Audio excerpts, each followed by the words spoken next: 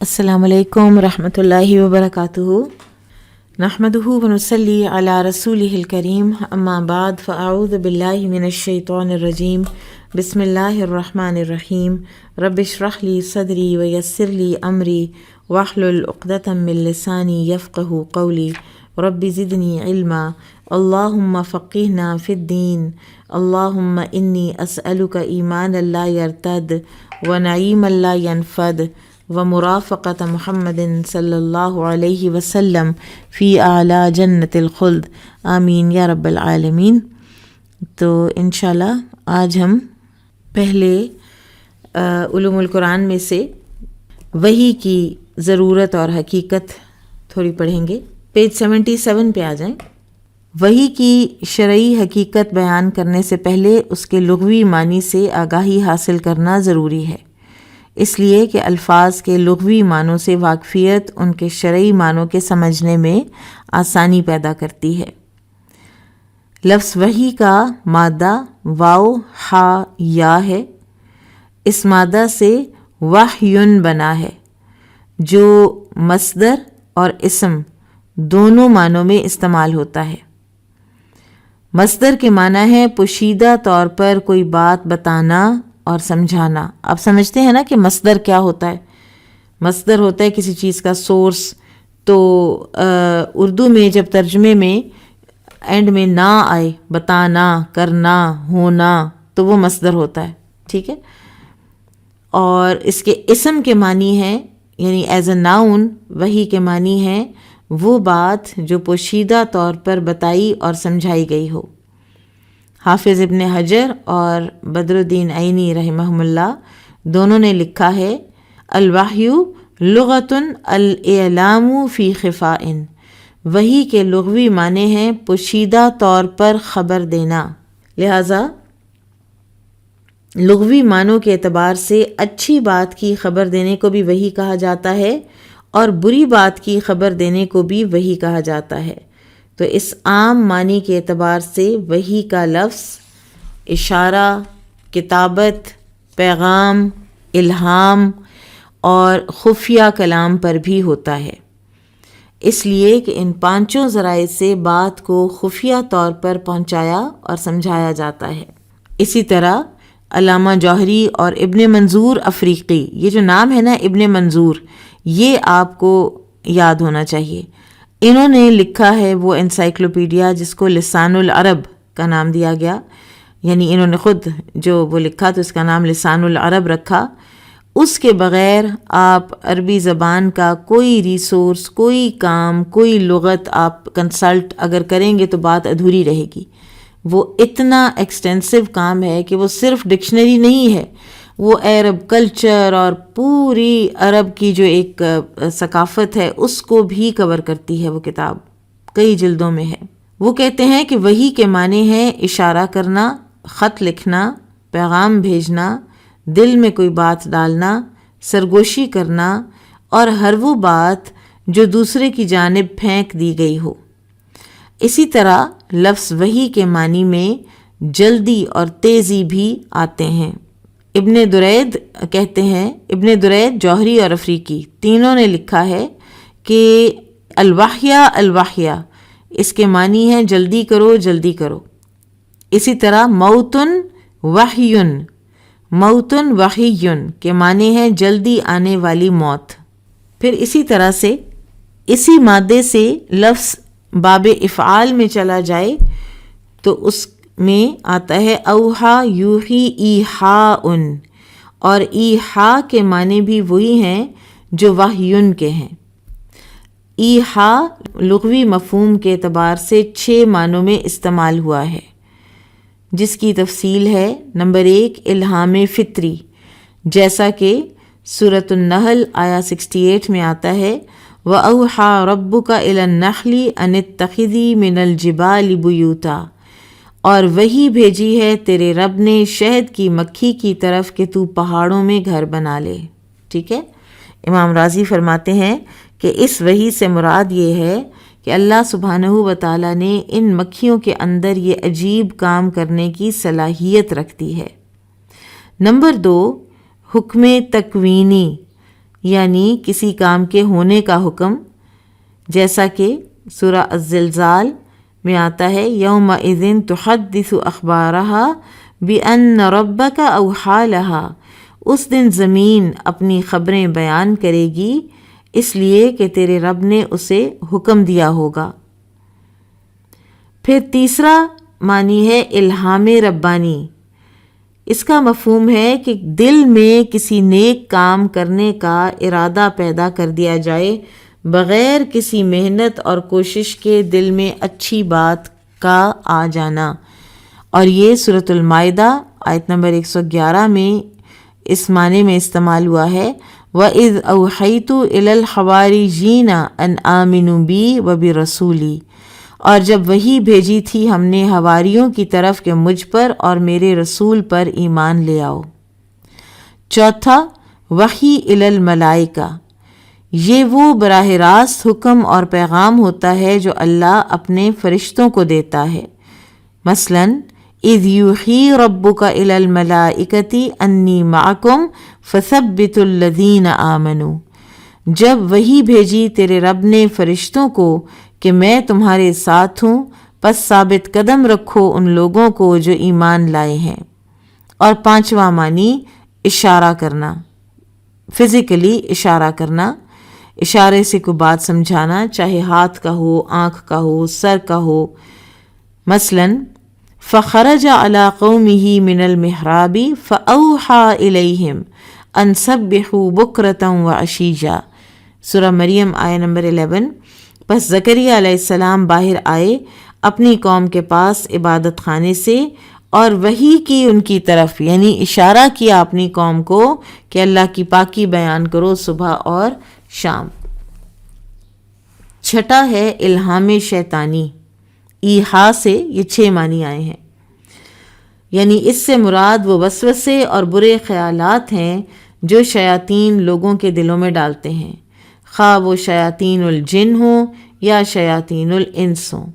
سورۃ الانعام آیہ 121 وَإِنَّ الشَّيَاطِينَ لَيُوحُونَ إِلَىٰ أَوْلِيَائِهِمْ لِيُجَادِلُوكُمْ وَإِنْ أَطَعْتُمُوهُمْ إِنَّكُمْ لَمُشْرِكُونَ، اور بے شک شیطان اپنے دوستوں کے پاس وحی بھیجتے ہیں تاکہ وہ تم سے جھگڑا کریں، اور اگر تم نے ان کی بات مان لی تو تم بھی مشرکوں میں سے ہو جاؤ گے۔ اور وہی بمانی کتابت کی مثال ابن درید دیتے ہیں، وہ کہتے ہیں یقالو وحا علی الحجر، کہا جاتا ہے کہ اس نے پتھر پر لکھا، خط لکھا۔ یہ تو ہو گئے لغوی معنی۔ شرعی مفہوم دیکھ لیتے ہیں وحی کا۔ وحی کے شرعی معنی ہے شرعی احکام کی خبر دینا، لیکن اس کا استعمال اسم مفعول کے معنوں میں بھی ہوتا ہے، یعنی وہ کلام جو نبی پر اتارا گیا علیہ السلام۔ نزول وحی کی کیفیات، انبیاء کرام پر جو وحی آئی اس کی مختلف نوعیتیں، بعض علماء کرام نے 48 تک وحی کی قسمیں بیان کی ہیں، لیکن قرآن حکیم نے اس کی اساسی نوعیتیں 3 بیان کی ہیں، یعنی بنیادی طور پر قرآن میں 3 طرح کی وحی کا ذکر ہے۔ سورہ الشورى آیہ 51 وَمَا كَانَ لِبَشَرٍ أَن يُكَلِّمَهُ اللَّهُ إِلَّا وَحْيًا أَوْ مِن وَرَاءِ حِجَابٍ أَوْ يُرْسِلَ رَسُولًا فَيُوحِي بِإِذْنِهِ مَا يَشَاءُ إِنَّهُ عَلِيٌّ حَكِيمٌ، کسی بشر کا یہ مقام نہیں ہے کہ اللہ اس سے بات کرے مگر وحی کے طور پر، یا پردے کے پیچھے سے، یا کوئی پیغام رساں بھیجے اور وہ وحی کرے اس کے حکم سے جو کچھ اللہ چاہتا ہو، یقیناً وہ برتر اور حکمت والا ہے۔ اب اس میں پہلی قسم الہام ربانی اور القاء فی القلب مراد ہے، چاہے وہ بیداری کی حالت میں ہو یا خواب کی حالت میں ہو۔ اس صورت میں نہ کوئی فرشتہ بات کرتا تھا، نہ بات سنائی دیتی تھی، بلکہ دل میں کوئی بات ڈال دی جاتی تھی اور نبی کریم صلی اللہ علیہ وسلم اسے اپنے الفاظ میں بیان فرما دیتے تھے۔ تو جو وحی غیر مطلوب ہے، جو سنت ہے، وہ اکثر اسی طریقے پر آئی ہے۔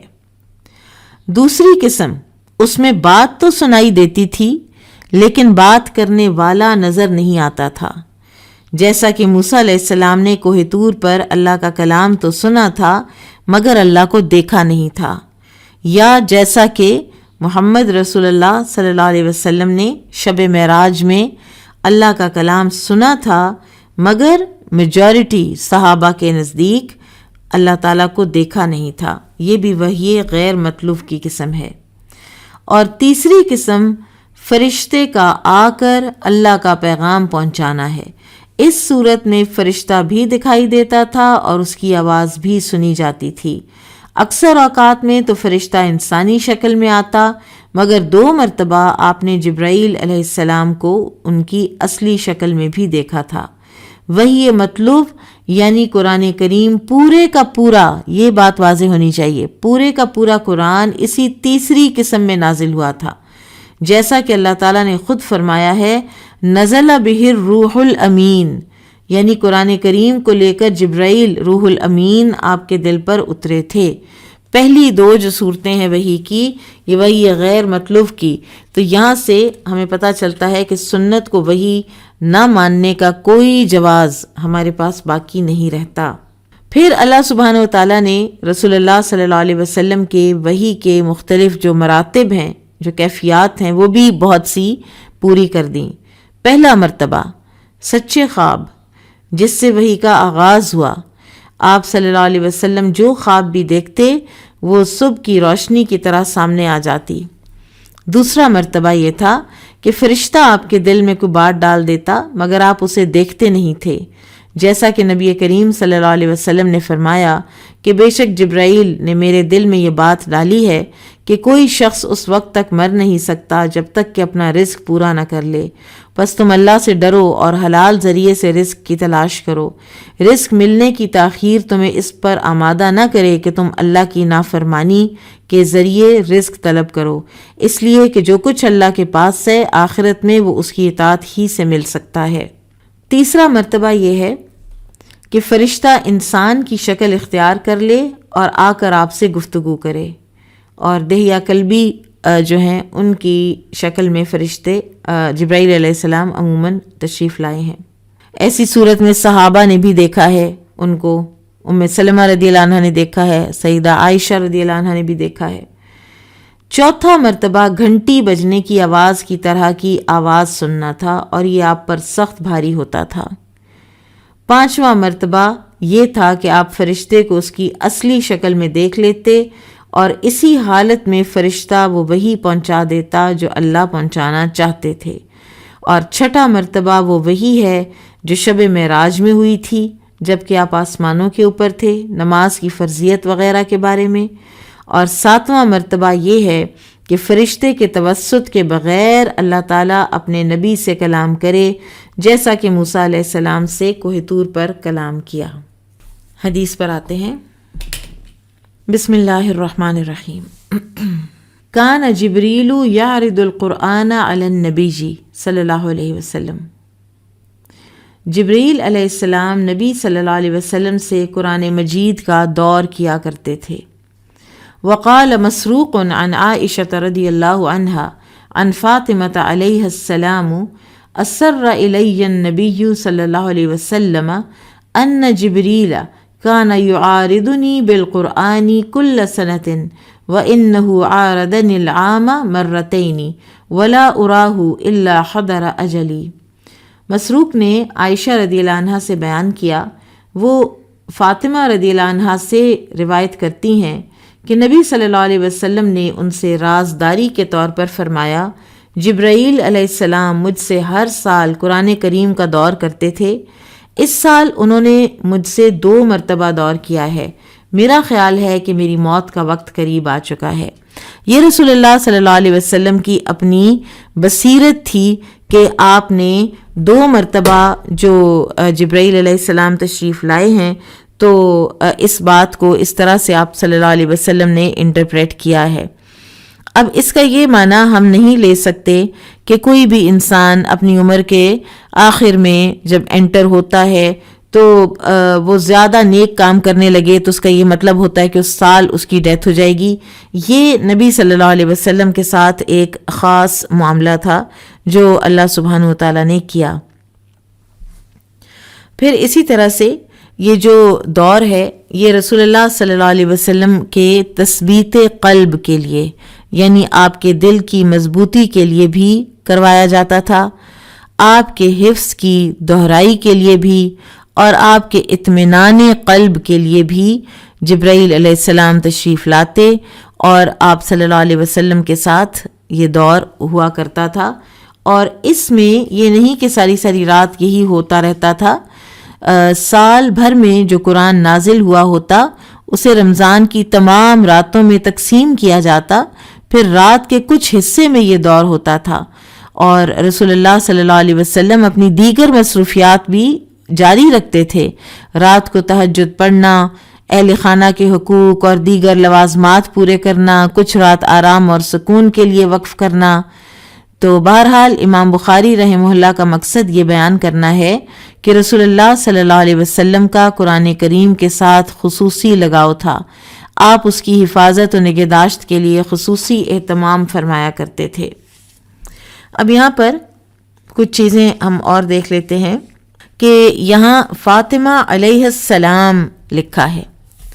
اب بخاری کے بہت سے کاتب تھے، بہت سے لکھنے والے تھے، تو بلاد فارس کے جو تھے نا، ایران کے، وہاں اکثر اس دور میں جو کاتب تھے جن کو نساخ کہا جاتا تھا، لکھنے والے، وہ بلاد فارس کے تھے. اور یہ جو بہت زیادہ ایک ہے نا شیعزم کے اندر رافضی شیعزم، جو کہ صحابہ کرام کو برا بھلا کہنا اور عائشہ رضی اللہ عنہا پر تہمتیں لگانا اور یہ ساری چیزیں کی بعد میں آیا ہے، اس وقت یہ ان کے عقیدے میں نہیں تھا. تو یہ لوگ جو ہیں یہ فاطمہ کے ساتھ علیہ السلام لکھتے تھے، اور بعض جگہوں پر جس طرح علی رضی اللہ عنہ کے لیے کرم اللہ وجہہ لکھتے ہیں. تو لیکن علماء یہ کہتے ہیں کہ گو یہ ان کی ایک محبت کا اظہار ہے ان کے لیے، اہل بیت کے لیے، لیکن رضی اللہ عنہ جو ہے وہ بہتر ہے، زیادہ احسن ہے علیہ السلام سے، اس لیے کہ اگر صرف سلامتی کا ہی درجہ دیکھا جائے تو اللہ کی رضا تو اس سے زیادہ بڑی چیز ہے. قال حدثنا یحیی بن قزعۃ قال حدثنا ابراہیم بن سعد عن الزہری عن عبید اللہ بن عبد اللہ عن ابن عباس رضی اللہ عنہما قال کان النبی اجود الناس بالخیر.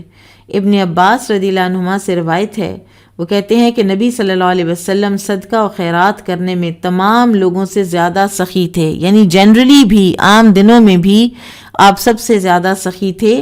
وَأَجْوَدُ مَا يَكُونُ فِي شَهْرِ رمضان، اور پھر ماہ رمضان میں تو آپ کی سخاوت بے انتہا ہوتی تھی. لِأَنَّ جِبْرِيلَ كَانَ يَلْقَاهُ فِي كُلِّ لَيْلَةٍ فِي شَهْرِ رمضان، اس لیے کہ رمضان کے مہینے میں جبرائیل علیہ السلام آپ سے ہر رات ملاقات کرتے تھے، حتیٰ ینسلخ، یہاں تک کہ رمضان ختم ہو جاتا. یارد علیہ رسول اللہ صلی اللہ علیہ وسلم القرآن، رسول اللہ صلی اللہ علیہ وسلم پیش کرتے یا دور کرتے ان کے ساتھ قرآن کا. فَإِذَا لَقِيَهُ جبریل، تو جب جبرائیل علیہ السلام آپ سے ملتے، کان اجود بالخیر من الریح المرسلہ، تو آپ صلی اللہ علیہ وسلم اس وقت تیز ہوا سے بھی زیادہ بڑھ کر سخی ہو جاتے. اب ان دو چیزوں کا آپس میں کیا تعلق ہے کہ جبرائیل علیہ السلام کا آنا اور ان کے آنے کی وجہ سے رسول اللہ صلی اللہ علیہ وسلم کا تیز ہوا کی طرح سخی ہو جانا؟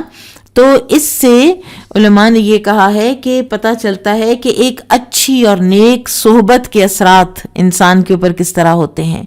اور پھر یہ شکرانے میں بھی ہو سکتا ہے کہ ہر رات جبرائیل علیہ السلام کا آنا نبی صلی اللہ علیہ وسلم کے لیے ایک بہت ان کے دل کے ثبات کے لیے اور آپ کے دل کے اطمینان کے لیے اور آپ کی خوشی کے لیے بہت بڑی بات تھی.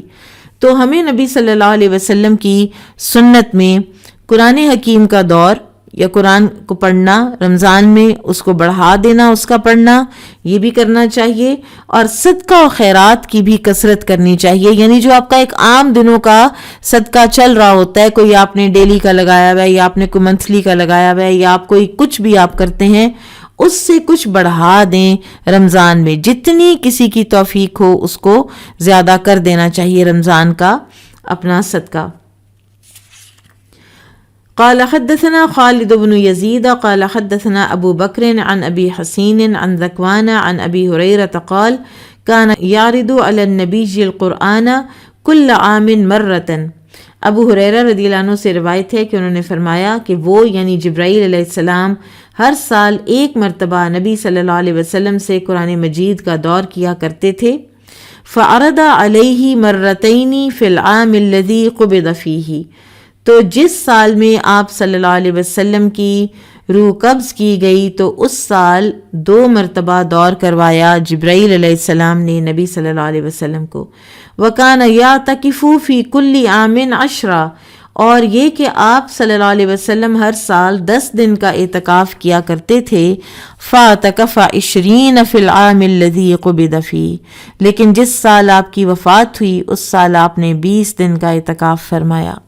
باب القراء من اصحاب النبی جی، رسول اللہ صلی اللہ علیہ وسلم کے صحابہ کرام میں سے قراء کا بیان، قاری حضرات کا بیان، اور قراء حفاظ کو کہا جاتا تھا.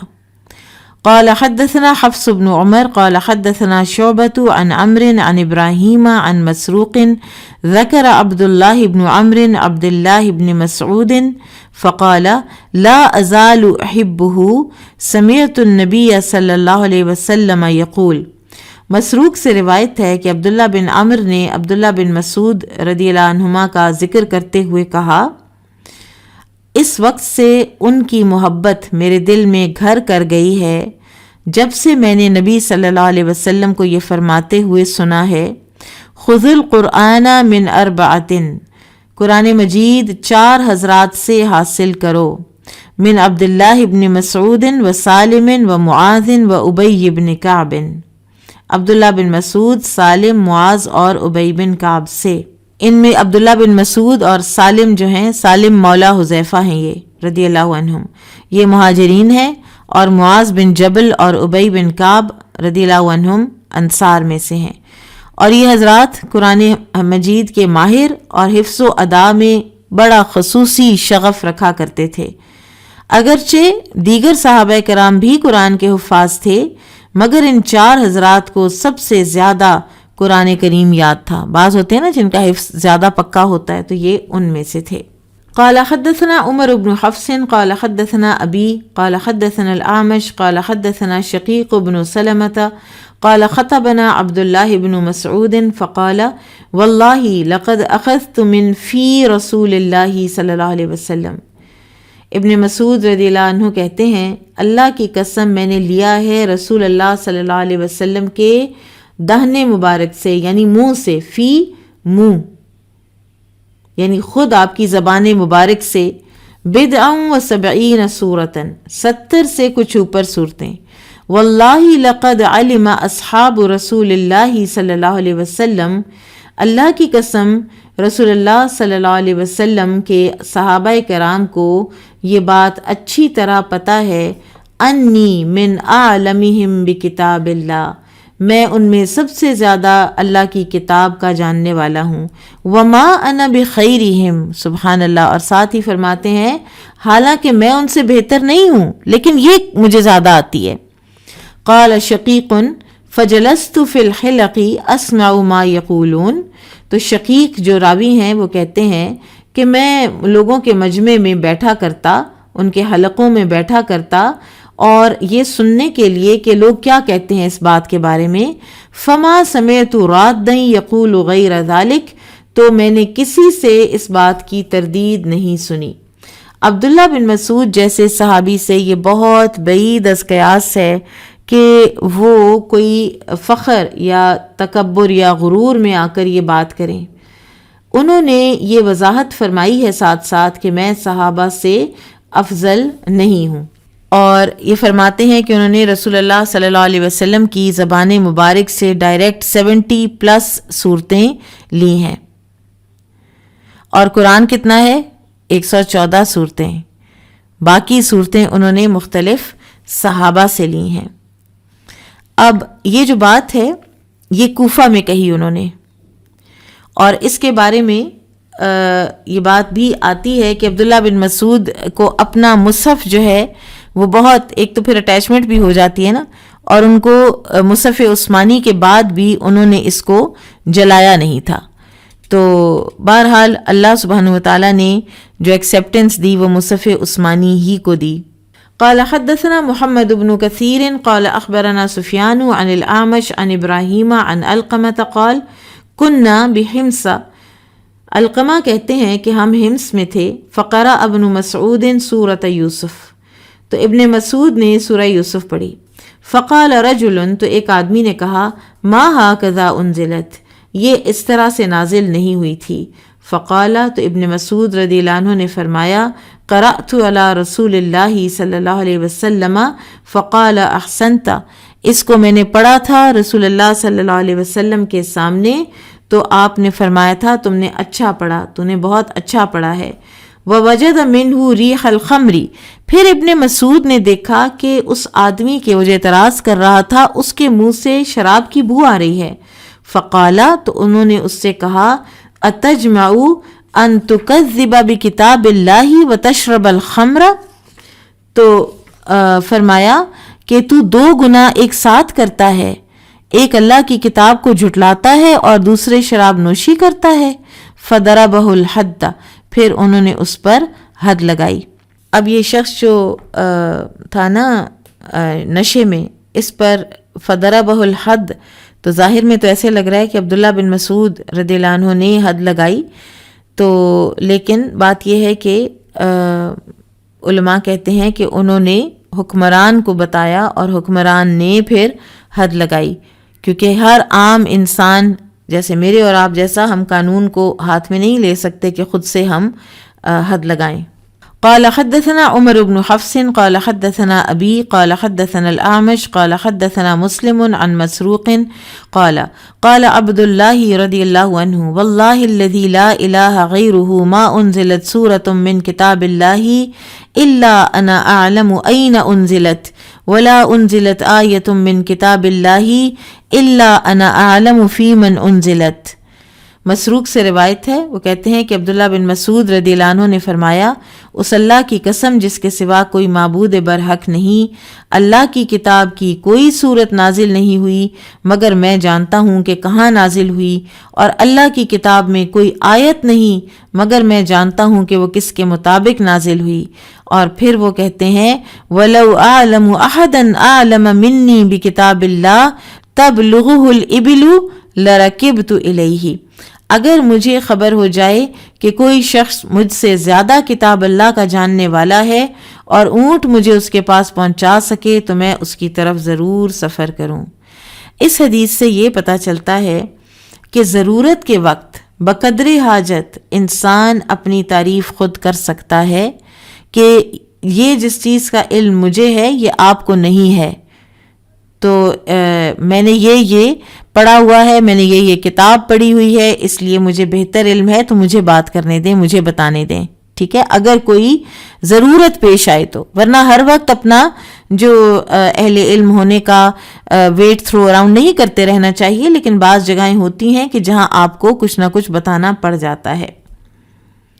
عبداللہ بن مسعود رضی اللہ عنہ نے دراصل یہ بات اس وقت کہی تھی جب عثمان رضی اللہ عنہ نے سرکاری مصحف کے علاوہ پرائیویٹ اور ذاتی مصاحف کو جلا دینے کا حکم دیا تھا، اور عبداللہ بن مسعود نے اپنا مصحف جلانے سے اور ان کے حوالے کرنے سے انکار کر دیا تھا، اور ان کا یہ بھی دعویٰ تھا کہ اردہ اخیرہ، میں نے آپ کو کل بتایا تھا نا یہ کیا ہے، الاردہ اخیرہ یعنی آخری جو دور تھا نبی صلی اللہ علیہ وسلم کا جبرائیل علیہ السلام کے ساتھ، تو فرماتے تھے کہ اس کی قرات جاننے والا میرے علاوہ اور کوئی نہیں ہے، اگر مجھے ایسے شخص کا علم ہو تو میں ضرور اس کے پاس جاؤں۔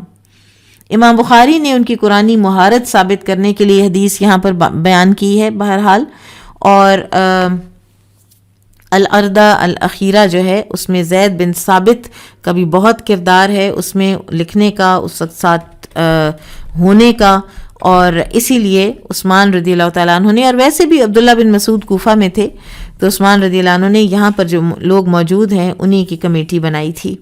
اس سے ہمیں یہ پتہ چلتا ہے کہ ابن مسعود رضی اللہ عنہ نے جو بات کی ہے، نمبر 1 تحدیث نعمت بھی کی جا سکتی ہے۔ ایک تو ہوا نا کہ ضرورت کے تحت آپ کو بتانا پڑ گیا کسی بات کا کہ آپ کو یہ آتا ہے، آپ کو کہیں اپنا تعارف دینا ہے یا کچھ ایسا، تو لیکن اس میں فخر نہیں ہونا چاہیے، خود پسندی نہیں ہونی چاہیے۔ دوسرے انہوں نے تحدیث نعمت کے لیے بھی یہ کیا کہ اللہ تعالیٰ نے ان کو ایسا علم قرآن دیا جو کسی اور کو نہیں دیا، تو وَأَمَّا بِنِعْمَتِ رَبِّكَ فَحَدِّثْ کے تحت انہوں نے یہ بات فرمائی۔ تیسرے یہ ہے کہ انہوں نے لوگوں کو ترغیب دلانے کے لیے، موٹیویٹ کرنے کے لیے کہ مجھ سے کچھ سیکھ لو، ان کی یہ حرص تھی کہ لوگ کتاب اللہ سیکھیں، تو اس لیے انہوں نے یہ بات فرمائی۔ بہرحال پھر وہی بات کہ انہوں نے اپنی کسی تعریف یا اپنی مدح یا اپنے فخر لوگوں کے سامنے جتانے کے لیے یہ نہیں فرمایا،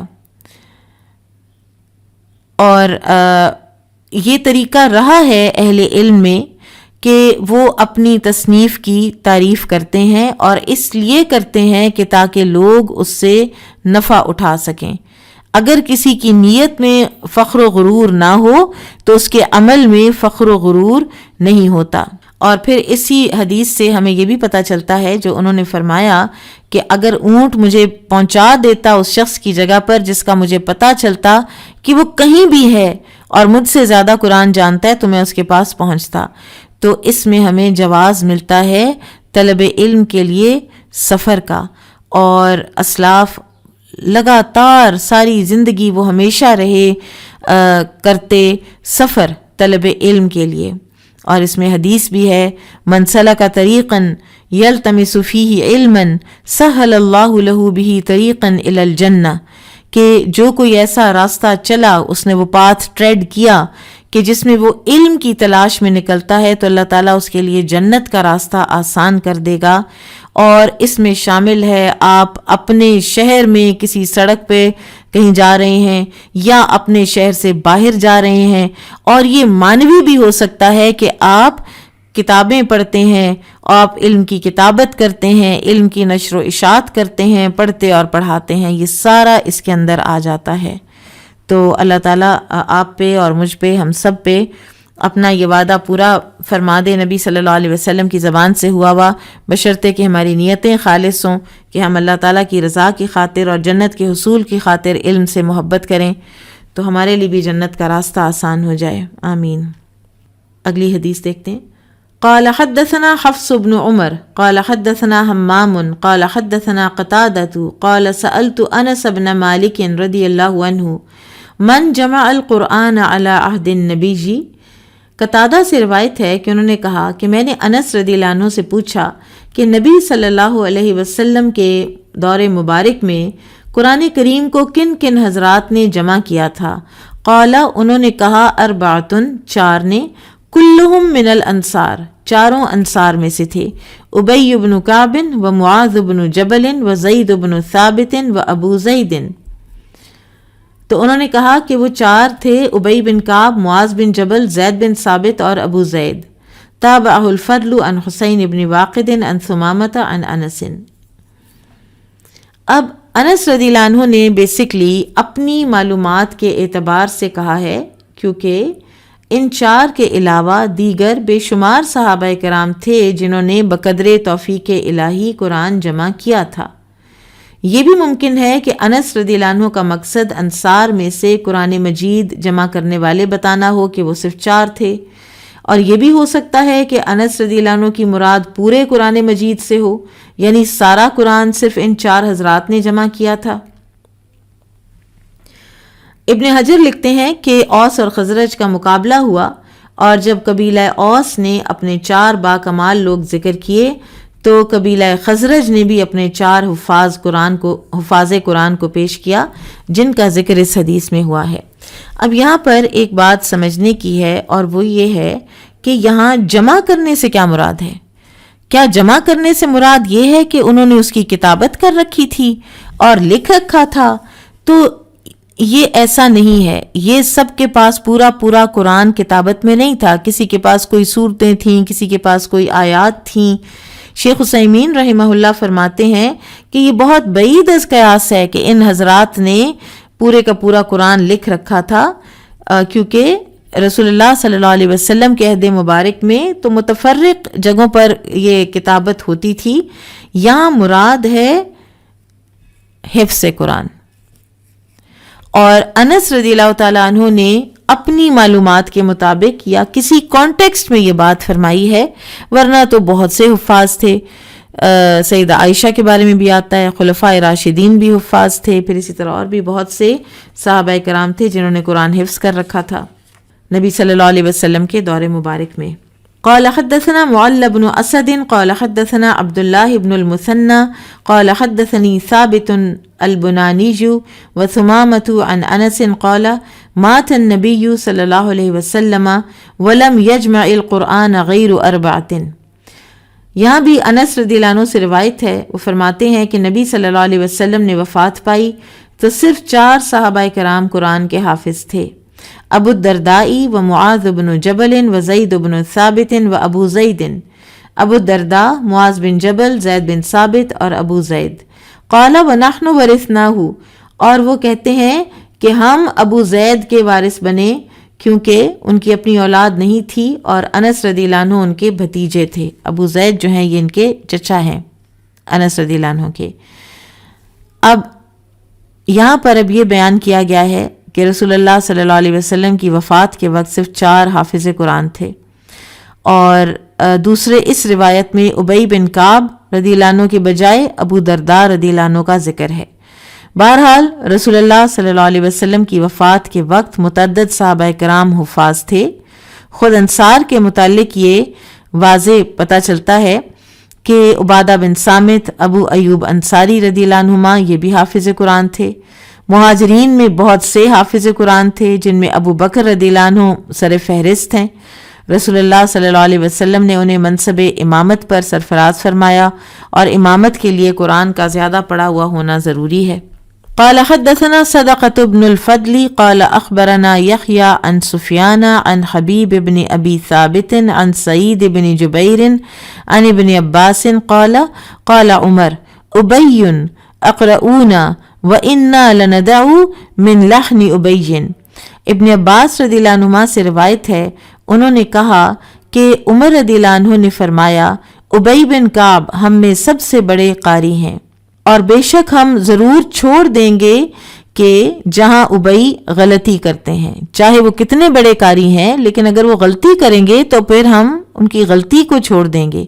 وہ ابی یقول، اور ابی کہا کرتے تھے اخذتہ من فی رسول اللہ صلی اللہ علیہ وسلم، میں نے تو اس کو رسول اللہ صلی اللہ علیہ وسلم کے دہن مبارک سے سنا ہے ڈائریکٹ. فلا اترکہ لشیء، اور میں تو اس کی کوئی چیز نہیں چھوڑوں گا.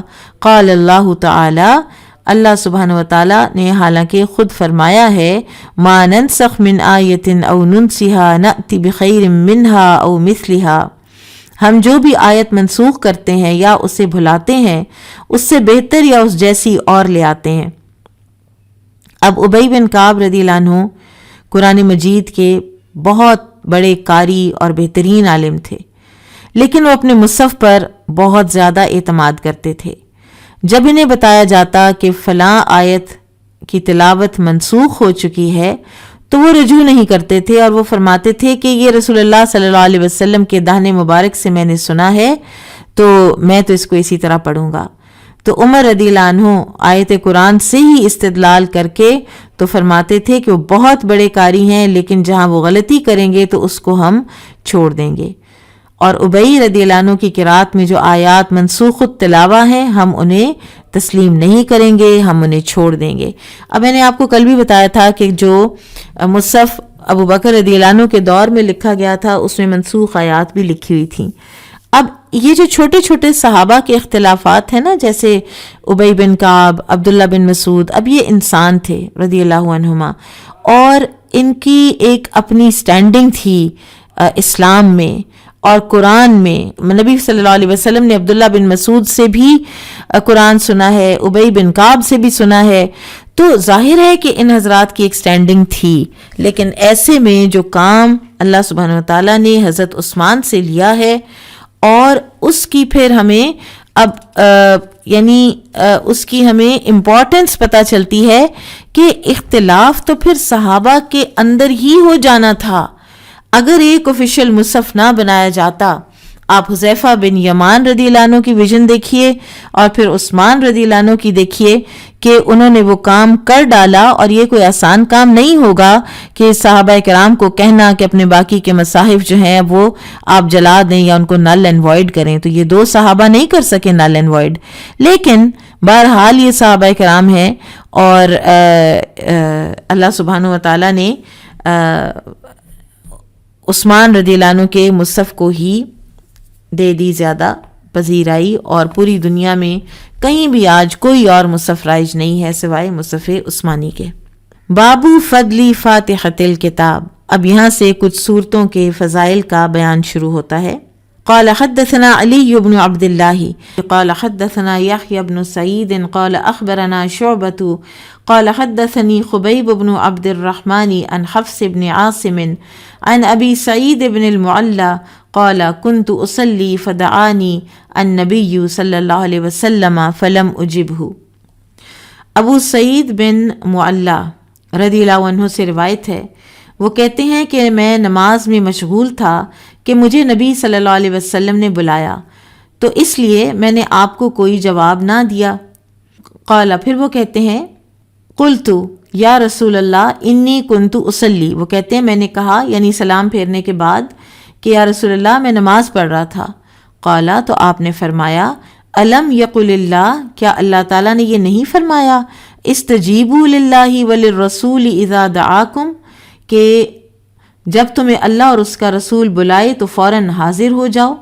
ثم قال، پھر فرمایا آپ صلی اللہ علیہ وسلم نے الا اعلمک اعظم سورۃ فی القرآن قبل ان تخرج من المسجد، کیا میں تمہیں مسجد سے نکلنے سے پہلے قرآن کریم کی عظیم تر سورت نہ بتا دوں، سورت نہ پڑھا دوں. فاخذ بیدی، پھر آپ صلی اللہ علیہ وسلم نے میرا ہاتھ پکڑ لیا. فلما اردنا ان نخرج، پھر جب ہم نے ارادہ کیا کہ ہم نکلیں، جب ہم نکلنے لگے مسجد سے، قلت، میں نے کہا یا رسول اللہ، اے اللہ کے رسول صلی اللہ علیہ وسلم، انکا قلتا، بے شک آپ نے کہا تھا، الا اعلمک اعظم سورۃ فی القرآن، کیا میں تمہیں قرآن کی سب سے عظیم سورت نہ پڑھا دوں، اس کی تعلیم نہ دے دوں. قال، تو آپ نے فرمایا الحمد للہ رب العالمین، وہ سورت الحمد للہ رب العالمین ہے. ہی السبع المثانی، یہی سبع المثانی ہے، یعنی 7 آیات جو بار بار دہرائی جاتی ہیں. والقرآن العظیم، اور یہی وہ قرآن عظیم ہے. الذی اوتیتہ، وہ جو مجھے دیا گیا ہے. سورۃ الفاتحہ، اس کی جو فضائل ہیں اگلی حدیث پڑھنے کے بعد ہم اس کو دیکھ لیتے ہیں، لیکن یہاں پر اس حدیث میں ایک اور بات کا اشارہ پتہ چلتا ہے کہ کوئی بھی حال احوال ہو، استجیبوا للہ وللرسول جو ہے وہ عام ہے. علماء کہتے ہیں کہ جب نبی صلی اللہ علیہ وسلم پکاریں، یہ صحابہ کے ظاہر زمانے کی بات ہے، تو واجب ہے چاہے نماز میں ہوں کہ وہ نبی صلی اللہ علیہ وسلم کی بات کا جواب دیں. اب یہاں پر کچھ لوگوں نے والدین کی بات کی ہے کہ والدین اگر بلائیں تو پھر کیا کیا جائے. تو اس میں شیخ عثیمین فرماتے ہیں کہ بعض علماء نے کہا ہے کہ نفل نماز توڑ کر ان کو جواب دیا جائے، جبکہ فرض نماز نہ توڑی جائے. بعض کہتے ہیں کہ اس کو سچویشن پر رکھ کے دیکھا جائے گا کہ نفل میں بھی اگر تو اندیشہ ہے کہ ان کو کوئی نقصان پہنچے گا اگر آپ ان کی بات نہیں جواب دیتے نماز کے دوران، اور یا وہ شدید غم و غصے کا شکار ہوتے ہیں، تو اگر تو ان دو باتوں کا احتمال ہے تو پھر نفل کو چھوڑ کر ماں باپ کی بات سنیں، اور اگر ان دو باتوں کا احتمال نہیں ہے تو پھر اپنی نماز کو پورا کریں، پھر ان کی بات نہ سنیں نماز کے دوران۔ اور بعض علماء نے یہ بھی کہا ہے کہ والدین میں بھی فرق ہوتا ہے۔ کچھ والدین ہوں گے کہ جن کو جب پتہ چلے کہ آپ نفل نماز توڑ کے ان کی بات سننے آئے ہیں تو انہوں نے اس بات کو پسند ہی نہیں کرنا، اور بعض والدین ہوتے ہیں کہ جو بالکل اس کے عکس ہوتے ہیں، یعنی اپوزٹ ہوتے ہیں، کہ ان کو یہ ہوتا ہے کہ میرے بلانے پر بس اب یہ آئے ہی آئے۔ تو بہرحال درست بات جو ہے وہ یہ ہے کہ فرضوں میں والدین کے لیے فرض توڑ کے بات سننا لا یجوز، یہ جائز نہیں ہے، اور نفل میں یہ ڈیپینڈ کرے گا سچویشن پر۔ اگر آپ سمجھتے ہیں کہ ان کی کوئی ایسی حاجت ہے، کوئی ایسی بات ہے جو آپ کو فوری پوری کرنی ہے، نہیں تو نقصان ہوگا یا وہ غم و غصے کا شکار ہوں گے، تو پھر آپ ان کی بات سن لیں جا کر نفل توڑ کے، ورنہ نہیں۔ اس سے ایک اور بات جو ضمنی طور پر نکلتی ہے وہ یہ ہے کہ والدین کو غم و غصہ دلانا کتنی بڑی بات ہے، کتنا برا کام ہے۔ اور ہاں ایک اور بات بھی کہ اگر اشارے سے کام چلتا ہو کہ والدین کو کوئی اشارہ کر دے بندہ نماز کے دوران اور اسی سے ان کی کسی بات کی تسلی ہو جائے یا ان کو ایک طبیعت میں آرام آ جائے تو پھر اشارہ بھی کافی ہے۔ قال حدثنا محمد بن المثنى قال حدثنا وهب قال حدثنا هشام عن محمد عن معبد عن ابي سعيد الخدري قال كنا في مسير لنا فنزلنا۔ ابو سعید خدری سے روایت ہے، وہ کہتے ہیں کہ ہم ایک سفر میں تھے تو ایک قبیلے کے نزدیک ہم نے پڑاؤ کیا۔ فجاءت جاریۃ فقالت، تو ایک لڑکی آئی، لونڈی آئی، اور اس نے کہا ان سید الحی، کہ بے شک قوم کا جو سردار ہے، سلیمن، اسے ڈس لیا ہے سانپ نے، بچھو نے کاٹ لیا ہے، بچھو نے کاٹ لیا ہے۔ وَإِنَّ نَفَرَنَا غُيَّبٌ فَهَلْ مِنْكُمْ رَاقٍ، اور ہمارے قبیلے کے مرد موجود نہیں ہیں کہ کیا تم میں سے کوئی راقی ہے، کوئی جھاڑ پھونک کرنے والا ہے، دم کرنے والا ہے۔ فَقَامَ مَعَهَا رَجُلٌ مَا كُنَّا نَأْبُنُهُ بِرُقْيَةٍ فَرَقَاهُ فَبَرَأَ، ہم میں سے ایک آدمی جانے کے لیے اس کے ساتھ کھڑا ہوا، حالانکہ ہم اسے جھاڑ پھونک کرنے والا خیال نہیں کرتے تھے، ہمیں نہیں پتا تھا کہ اس کو رقیہ آتا ہے یا یہ رقیہ کرتا ہے، تو اس نے جا کے رقیہ کیا تو سردار بالکل تندرست ہو گیا۔ فَأَمَرَ لَنَا بِثَلَاثِينَ شَاةً وَسَقَانَا لَبَنًا، تو اس نے شکرانے کے طور پر 30 بکریاں دینے کا حکم دیا اور ہمیں دودھ بھی پلایا۔ فَلَمَّا رَجَعَ قُلْنَا لَهُ، جب وہ واپس آیا ہمارا ساتھی تو ہم نے اس سے پوچھا اَكُنْتَ تُحْسِنُ رُقْيَةً أَوْ كُنْتَ تَرْقِي، کیا تم واقعی کوئی منتر جانتے ہو اور تمہارے پاس کوئی اچھا سا یا دم ہے کوئی؟ قال لا، اس نے کہا نہیں، ما رقیت الا بأم الکتاب، میں نے تو صرف فاتحہ سورت پڑھ کر اس پر دم کیا ہے، ام الکتاب پڑھ کے دم کیا ہے۔ قلنا، ہم نے کہا لا تحدثوا شیئا، کہ حتی نأتی او نسأل النبی صلی اللہ علیہ وسلم، تو ہم نے کہا کہ جب تک ہم نبی صلی اللہ علیہ وسلم سے اس کے متعلق کچھ پوچھ نہ لیں، ان کے متعلق کچھ نہ کریں، یعنی جو بکریاں ہمیں ملی ہیں۔ فلما قدمنا المدینہ، تو جب ہم پہنچے مدینہ، ذکرناہ للنبی صلی اللہ علیہ وسلم، تو ہم نے اس کا ذکر کیا نبی صلی اللہ علیہ وسلم سے۔ فقالا، تو آپ نے فرمایا وما کان یدریہ انہا رقیہ، کہ کس نے اس کو بتایا، کیسے اس کو معلوم ہوا کہ فاتحہ سے دم کیا جاتا ہے۔ اقسموا واضربوا لی بسہم، بہرحال بکریاں تقسیم کر لو اور میرا بھی ان میں حصہ رکھو۔ وقال ابو معمر قال حدثنا عبد الوارث قال حدثنا هشام قال حدثنا محمد بن سیرین قال حدثنا معبد بن سیرین عن ابی سعید الخدری بهذا۔ اب بعض روایات میں پتہ چلتا ہے کہ دم کرنے والے یہ راوی خود ابو سعید خدری ہی تھے رضی اللہ عنہ، اور اس سے سورۃ الفاتحہ کی فضیلت پتہ چلتی ہے۔ اس میں اللہ تعالیٰ کے اسماء حسنی ہیں، اللہ تعالیٰ کی صفات ہیں، یہ مضامین کے اعتبار سے بھی بلند پایا ہے اور دم جھاڑ کے بھی کام آتے ہیں۔ بعض روایات میں اس سورت کا نام سورہ الشفا اور سورہ رقیہ بھی آیا ہے۔ اب یہ جو حدیث ہے یہاں پر امام بخاری رحمہ اللہ اس کو بہت شارٹ کر کے لائے ہیں۔ جو پوری حدیث ہے اس میں پورا واقعہ ہے کہ ان لوگوں نے یہ جب پڑاؤ کیا صحابہ کرام نے اور ان سے کچھ کھانا مانگا اس قبیلے سے، تو انہوں نے کھانا دینے سے انکار کر دیا، ضیافت سے انکار کر دیا، اور اس کے تھوڑی دیر کے بعد یہ آئی لڑکی اور پھر صحابہ نے خود کہا کہ آپ ہمیں کچھ دیں اس کے بدلے میں تو ہم رقیہ کر دیتے ہیں۔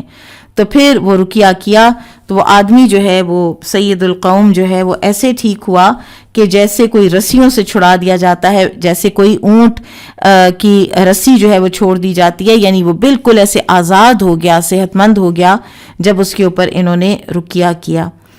اب اس میں بڑی انٹرسٹنگ 2-3 باتیں ہیں۔ ایک تو یہ کہ جو لڑکی ہے اس نے آ کر کہا ان سید الحی سلیم۔ اب سلیم کا معنی ہوتا ہے سلامت، ٹھیک ہے۔ عربوں کا ایک طریقہ تھا کہ وہ جو سخت کوئی لفظ تھا نا، اصل لفظ ہے لدیغن، کہ اس کو بچھو نے کاٹ لیا ہے۔ اب بجائے اس کے کہ کوئی ایسا لفظ بولے تو وہ نیک فعل لینے کے لیے انہوں نے اس کے لیے لفظ سلیم جو ہے وہ مختص کیا ہوا تھا کہ وہ سلامت ہے، یعنی اللہ کرے کہ وہ سلامت رہے، بچھو اگر کاٹ بھی گیا ہے تو اللہ کرے کہ اس کو ہو کچھ نہیں۔ تو یہ ان کے نیک فعل لینے کے طریقے تھے، ورنہ کہنا چاہیے تھا لدیغن سلیم ان کی بجائے۔ پھر اسی طرح سے رسول اللہ صلی اللہ علیہ وسلم نے جو فرمایا کہ اس کو تقسیم کرو اور میرا بھی اس میں حصہ رکھو، اور یہ نبی صلی اللہ علیہ وسلم کا حسن خلق تھا کہ ان صحابہ کی تاکہ تسلی ہو جائے کہ تم لوگوں نے کچھ غلط نہیں کیا، اور تاکہ وہ دل کی تسلی کے ساتھ ان بکریوں کو لے سکیں، اس لیے آپ صلی اللہ علیہ وسلم نے فرمایا کہ میرا بھی اس میں حصہ رکھو، تاکہ ان کو ہو کہ آپ صلی اللہ علیہ وسلم بھی لے رہے ہیں۔ پھر ہمیں یہ پتہ چلتا ہے کہ سورۃ الفاتحہ رقیہ ہے۔ اب یہ کتنی دفعہ پڑھی جائے؟ 1 مرتبہ، 3 مرتبہ، 5 مرتبہ، 7 مرتبہ؟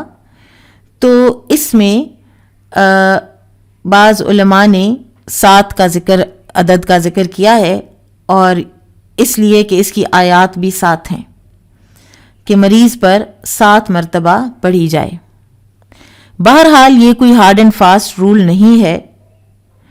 شیخ عثیمین رحمہ اللہ فرماتے ہیں کہ فاتحہ جب رقیہ کے طور پر پڑھی جائے تو یہ اسلحے اور تلوار کا کام دیتی ہے، تو پڑھنے والا اس کو اس طرح سے پڑھے، یعنی جیسے ایک تلوار چلانے والا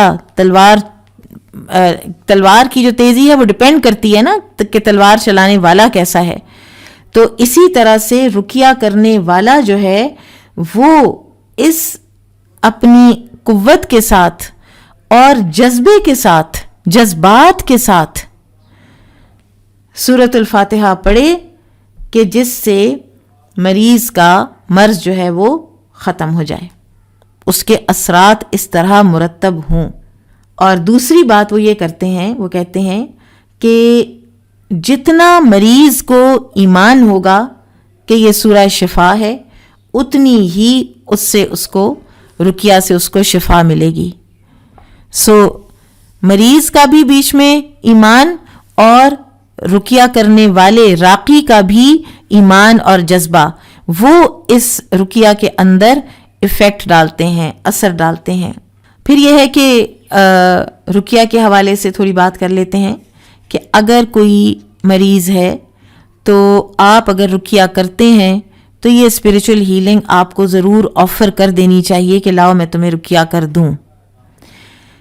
دوسرے یہ ہے کہ پھر رقیہ کیا کیسے جائے کسی دوسرے کے اوپر، تو جو بھی کوئی درد کی جگہ ہے، تکلیف کی جگہ ہے، تو یا پورا جسم ہے، تو اس کے اوپر پھونک ماری جائے۔ آپ اپنا جو بھی پڑھتے ہیں کلام اللہ میں سے اور مسنون اذکار میں سے، اس کے بعد آپ پھونکیں اس کے اوپر۔ پھر ایک اور چیز ہے کہ بعض لوگ کچھ لوگوں کے اوپر فکسیٹ ہو جاتے ہیں کہ میں نے فلاں سے رقیہ کرانا ہے تاکہ میں ٹھیک ہو جاؤں، تو یہ حرام نہیں ہے، لیکن نبی صلی اللہ علیہ وسلم نے فرمایا کہ میری امت کے کچھ لوگ جو بغیر حساب کے اور بغیر عذاب کے جنت میں جائیں گے، ہم الذین لا یتطیرون ولا یسترقون ولا یکتوون وعلی ربہم یتوکلون. ٹھیک ہے، جو رقیہ طلب نہیں کرتے، جو بدفالی نہیں لیتے، رقیہ طلب نہیں کرتے، اور آگ سے داغنے والا علاج نہیں کراتے، اور اپنے رب پر توکل کرتے ہیں. تو رقیہ طلب کرنا کہ فلاں شخص ہی رقیہ کرے، تو اس میں کیونکہ احتمال ہو سکتا ہے شرک میں پڑ جانے کا، تو اس لیے اس کو تھوڑا ڈسکریج ہی کیا گیا ہے، لیکن اصل اس کی بھی اباحت ہی ہے. اباحت سمجھتے ہیں؟ یعنی یہ جائز ہے، کیا جا سکتا ہے، اس میں منع بہرحال نہیں ہے. اور بہرحال راکھی کی قوت توکل جو ہے اور مریض کا ایمان، یہ بہت ایسے شیوخ دیکھے گئے ہیں. شیخ عثیمین فرماتے ہیں کہ جو کئی امراض کا شکار ہوئے اور پھر وہ اپنے رقیہ، اپنی قوت توکل سے وہ اور اپنے صبر سے وہ شفا یاب ہو گئے، اور اللہ سے عافیت طلب کرنے کی وجہ سے وہ شفا یاب ہو گئے. ایک ان میں سے کسی کا قول انہوں نے نقل کیا ہے، وہ کہتے ہیں کہ بعض اوقات میں صرف اتنا کہتا ہوں اللہم عافنی، اے اللہ مجھے عافیت دے، تو اللہ سبحانہ و تعالیٰ کے اذن سے مجھے شفا ہو جاتی ہے. ابن قیم رحمہ اللہ نے لکھا ہے نا کہ ایک دفعہ میں حرم میں تھا اور میں ایسا کوئی میرے پہ وقت آ گیا کہ میرے پاس کچھ کھانے کو بھی نہیں تھا اور میں بیمار بھی پڑ گیا. تو میں نے کتنا وقت جو ہے وہ زمزم کا پانی لے کر اور میں اس کے اوپر سورۃ الفاتحہ کا رقیہ کرتا، دم کرتا اور میں پی لیتا، اور اسی سے اللہ سبحانہ و تعالیٰ نے مجھے دے دی شفا. پھر اس کے علاوہ ایک اور بات بھی ہے کہ آپ کے دل کی جو کیفیت ہے نا، اگر آپ کے دل کو ایمان ہے کہ آپ کو رقیہ کیا گیا اور آپ ٹھیک ہو جائیں گے، تو یہ اس کی جسموں پر تاثیر ہوتی ہے. دل کے جو بھی افعال ہیں ان کی تاثیر آپ کے جسم پر ہوتی ہے. اسی لیے اگر آپ کسی مریض کے پاس جاتے ہیں اور اس کو کہتے ہیں کہ آج تو آپ بڑے اچھے لگ رہے ہیں، تو اس کا جو ہے چہرہ کھل اٹھتا ہے، اور اس کے مرض میں بعض اوقات جو ایک سائیکولوجیکل اس کے اوپر پریشر زائبے ہوتے ہیں، اور سائیکولوجیکلی جو وہ بیمار محسوس کر رہا ہوتا ہے، تو وہ خوشخبری پا کر وہ بہتر محسوس کرنے لگ جاتا ہے. اور بعض لوگوں کی عادت ہوتی ہے جو آپ کو دیکھتے ساتھ کہتے ہیں آپ کو کیا ہو گیا ہے، آپ کی طبیعت ٹھیک ہے، آپ کو دیکھ کے مجھے بے چینی ہو رہی ہے، آپ کو دیکھ کے مجھے گھبراہٹ ہو رہی ہے. یہ بہت بہت بہت غلط بات ہے. کسی انسان کو، آپ کو چاہے کچھ فیل ہوا ہے چاہے نہیں فیل ہوا ہے، کسی دوسرے انسان کو یہ کہہ کر اس کا آپ کہاں اس کو پہنچانا چاہتے ہیں؟ کیا کہنا چاہتے ہیں آپ اس کو؟ اس کا کوئی مرض اگر ہے بھی تو کیا اس کو زیادہ کرنا چاہتے ہیں؟ یا اگر اس کا نہیں ہے کوئی مرض اس کو، تو اس کو آپ لگانا چاہتے ہیں؟ آپ کیا دیکھنا چاہتے ہیں؟ آپ اس کو مریض دیکھنا چاہتے ہیں؟ تو یہ ہمیں اپنی گفتگو کے آداب جو ہے نا وہ پلیزنٹ اور پازیٹیو کرنے ہیں. کسی بھی مریض کو ہم نے دیکھ کے تو ایک پٹیفل شکل یا ایک ترس والی شکل بھی ہم نے نہیں بنانی. ٹھیک ہے. پھر ایک اور چیز کہ کیا رقیہ کے اجرت لی جا سکتی ہے؟ تو اس میں یہ ہے کہ اگر کوئی نہ لے تو بڑی اچھی بات ہے، لیکن اگر کوئی لے لیتا ہے تو اس میں کوئی حرج نہیں ہے. اور اس میں اگر فرض کریں کہ میں اپنے گھر میں اپنے اوپر دم کرتی ہوں اور پھر میں کسی کو کہتی ہوں کہ کیونکہ میں نے اپنے اوپر دم کیا تو مجھے اس کی اجرت دی جائے، تو یہ بات درست نہیں ہوگی.